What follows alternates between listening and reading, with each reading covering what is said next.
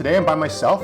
Jan is not here because I'm just here to introduce. I did a lecture at a place called the Goethe Institute in Myanmar, which is it's a German institution that teaches people in different cultures and all over the place about arts and environment and all kinds of interesting educational purposes. And they asked me to do a lecture on visual storytelling. So sort of how you use images, pictures, and everything like that to tell a story. So I did a short lecture. I recorded it. I just have the audio. The audio is not great, but you know, it'll suffice. As well as I have I did a PowerPoint demonstration, so you'll be able to watch the PowerPoint and listen to my lecture about you know, how sort of visual storytelling, the sort of beginner's guide to how visual storytelling works. So hopefully you enjoy it, and next time it'll be both of us here chatting more about comic book stuff, but for now you can listen to this little lecture that I gave. So we'll see you next time. Thanks for watching. Bye. Today I'm going to talk about visual storytelling.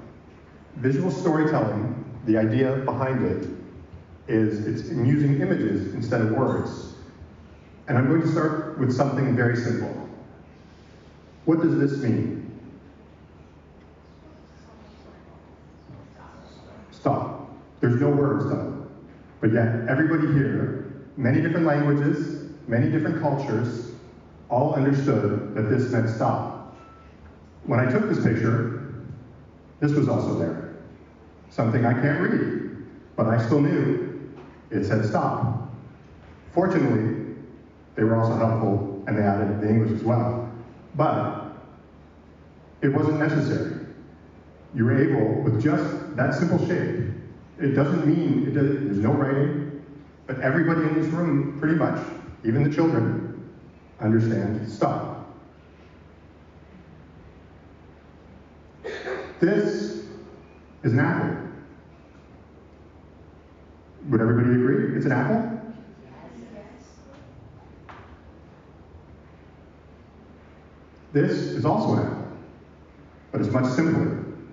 So you don't have to have all the details and everything to make a symbolic piece of art.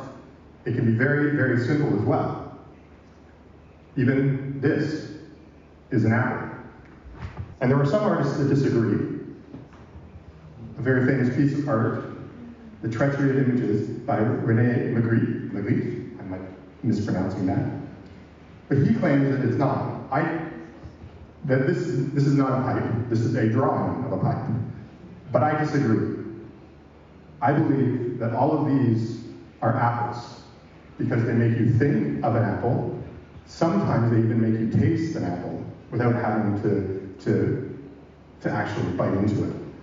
So I believe that symbolism is so important, and everybody in this room understands that this is an apple. These are apples.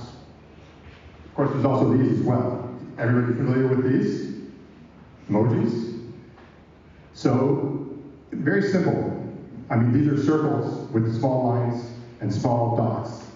Yet they give everybody emotion. It's a language that if you're speaking to anybody around the world, they understand this.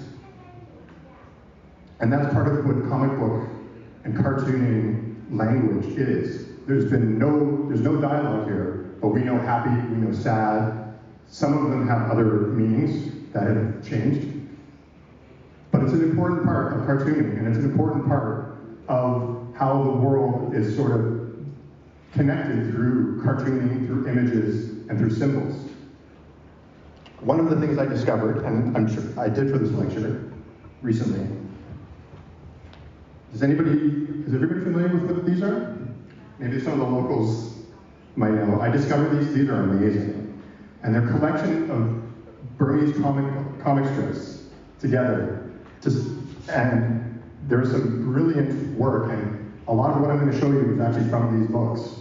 And this is just to prove that even a foreigner like myself who cannot read Burmese and barely speak it, maybe one or two words, can actually enjoy a comic. So we're going to take a look at some cartoons. One of the great things here, I love these, the most important tool of any cartoonist is simply lines. So what we see here is a carriage that's moving, but it's not moving. There's just lines afterwards. But everybody's brain sees movement. All of us instinctively know cartoon language, whether it's just instinctively comes or whether it comes to you when you're a child and you learn it. Psychologists could probably answer that question. But lines are very important to tell you. You know he was on the bike, he fell off. Simple lines. That's all it is, telling you that. Nothing complicated. Even subtle lines, ringing the bell. You can tell that character is moving the bell, and even with more lines, you can tell that the bell is making a sound. Again, international. Everybody can understand that. It's a very sort of rare, it's a rare thing, and written language doesn't necessarily offer that. And same with listening language, but visual language gives you so much of that. All lines. Every single action in here is represented by a line. You know a character went from that door to that door. You know this coin went on a crazy adventure flip. Simple lines, head turning around. He's already turned around, but you know he was forward before, just by the lines. And the football here, coming through here. It's a common thing. It's a very simple thing. Lines. They help give you so much movement, and they help tell you so much about how cartooning is non-visual. Everybody can understand it. You don't have to speak any language to understand how this works. Then we get to emotion. So we had the emoticons before that give you the facial emotion. But here, a simple shape, pointy shape on the outside of this woman, you know she's angry. I mean, you can see it in her face. So you have a combination of a shape amplifying her aggression. So it's just super angry woman, and it's a simple shape, simple little lines, but yet we all understand it. This is one of my favorites, water droplets. Small water droplets. He's nervous, he's sweating. Nobody sweats like that in real life. If we did, it would be fantastically hilarious. But nobody actually sweats like that. But when you bring it into a comic book, you exaggerate that with a simple shape, simple little water drops. And he looks more, he has great emotion in his face. But just that extra little bit of water droplets just adds so much more to his expression, to his nervousness, to his fear. Can't play Mother asked me to buy the apples and to bring it back here. He's definitely in some trouble. Now this is one of the most interesting, fascinating symbols, an important one too, particularly for our next speaker who is all positivity, but hearts, love. Love is one of the most complicated emotions in the world, yet everybody looked at that and knew that those frogs were in love. And even when you break down the symbol of a heart, it doesn't look like a heart. It doesn't have vascular drawings, it doesn't have different arteries. Simple little heart. And it conveys such a big emotion that we all understand so clearly. And it's another part of the cartoon and symbolic language that's so important in this world that really can tie things together for so many people. So, and also the rain is also a great symbol, another example of the lines going through. You see how they move, and it's just, there's so much going on in this picture that you just picked up, you look at it and say, oh, frogs in love in the rain. But there's so much visual stuff that your brain is transferring from symbol to creating a story in your mind. And it's an astounding thing, in my mind at least. I love it, but I draw cartoons. This is an interesting one for me. This is where we're starting to use sort of, I guess, Latin symbols, but even in languages where they don't use question marks and exclamation marks, we all understand what they mean in a comic book. Any character is standing there with a question mark on top of their head, and you know they're kind of puzzled. They're curious about what's going on. And an exclamation mark, that can mean a few things. It can mean anger, or it can mean fear. It sort of brings something to attention. But it's an interesting way how cartooning language has taken these symbols from the written language and made them sort of a public and an easier thing to understand. So, totally fascinated by that. And then we're going to look at a little bit of character design and a little bit of things. So, I'm sure the kids here can tell me, which ones are the good guys and which ones are the bad guys? Any ideas? Are these the good guys? And these are the bad guys? Does anybody know why you think that right off the bat?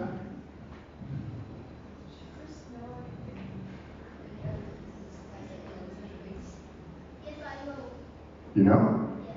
Why is one bad and one good? Because of the face. That's exactly right. If you look at the princesses, eyes are open wide. Everybody here has a sneer. They're looking at you. Another thing about the faces, curves. Heroes have curves. They're round shapes. Everybody here, sharp shapes, pointing out. It's simple design, simple ideas, and it's visual things that if you drew them a different way, you could make those evil and those good just by changing that. There's also another little art school trick that I will bring you in on. The faces was definitely the majority, but color has a huge part to do with why they're good and bad. If you look up there, on the good, primary colors, yellow, blue, we'll call pink red for this particular case. Everything here, secondary colors, purple, orange. Your brain instinctively is more familiar and more comfortable with primary colors. It's an odd psychological thing, but if you look at, and we're going to look at some other heroes later on, superheroes are always primary colors. The villains are almost always secondary colors. It's a cool trick. Disney was one of the first to sort of discover this when they did sort of early color cartoons, and it really works. Superman. Again, another example. You have your primary colors, all of them. But the other thing that Superman has, and this is an important part of visual storytelling, is the pose. And posing, when you're designing characters, when you're doing a drawing, can be done very simply. It's sad, it's always hunched, always feel heavy. Happy, feel light. It's almost as if you're defying gravity. Strong, it's always planted. Weak is something on yourself. But Superman is always there's always great pictures of Superman because he has strength.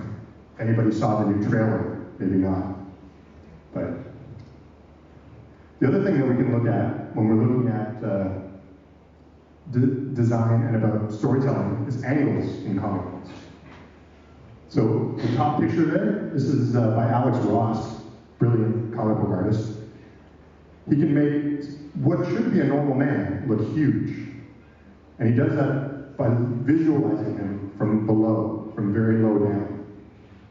It's a brilliant piece of art. But he does another one where he makes the city look small.